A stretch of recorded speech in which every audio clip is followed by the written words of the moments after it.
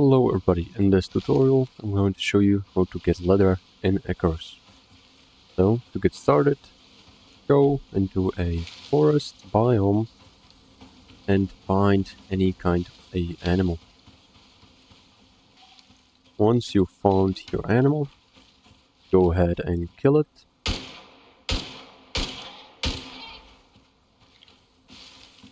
And use a knife to skin the animal.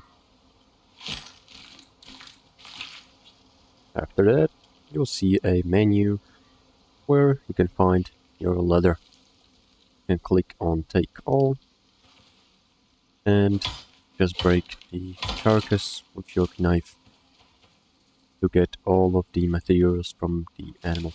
So this is everything you'd need to get leather in ICARUS. Thank you for watching. Make sure to like and subscribe for more ICARUS tutorials.